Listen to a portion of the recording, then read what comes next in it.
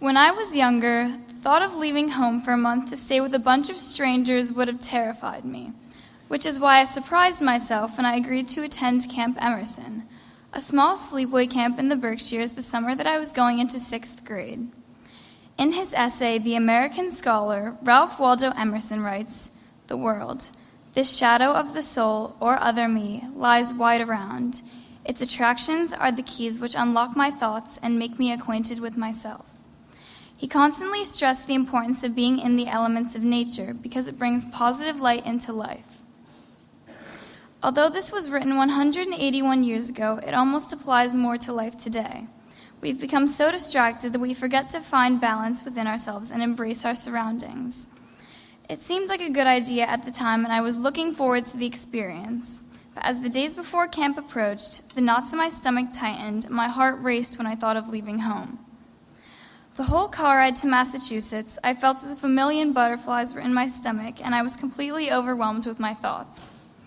After a 3-hour car ride that felt like a year, we finally pulled up to the Camp Emerson driveway. I stayed strong and fought back the tears as I watched my family drive away, not knowing all of the adventures ahead of me. As I was walking to meet my bunkmates, I felt lost, not knowing what to expect and not knowing what I was walking into. Though all of the girls already knew each other, they welcomed me with open arms and treated me like I was really part of the group. As we all walked to dinner together while sharing stories and laughing, I knew the camp would hold a special place in my heart. As the days passed, I became more and more comfortable.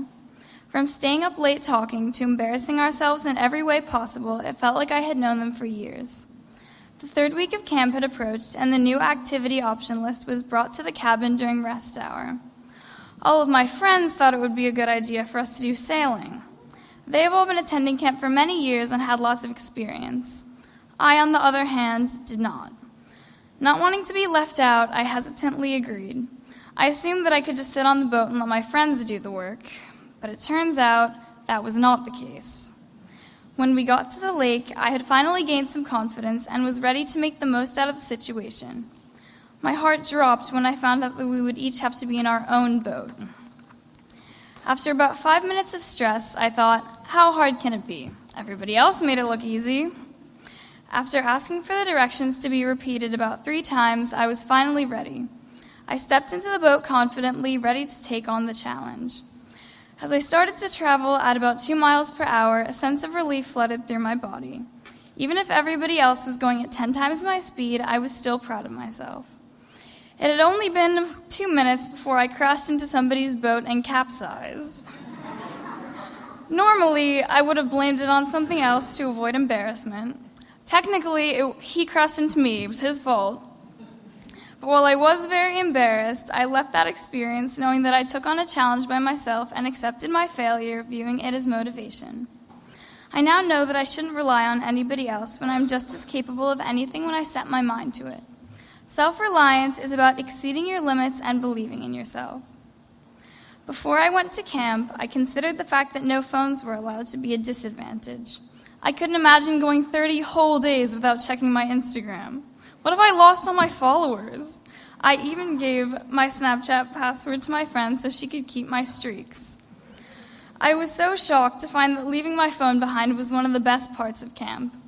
The feeling of being disconnected from the rest of the world helped me develop a certain appreciation for everything around me. As we sat on the tennis courts to watch the sunset, the urge to take a picture didn't even cross my mind. I just absorbed the beauty of it. When I was walking back from an activity, I noticed every leaf on the ground and what made each one different. I didn't feel the need to check my phone.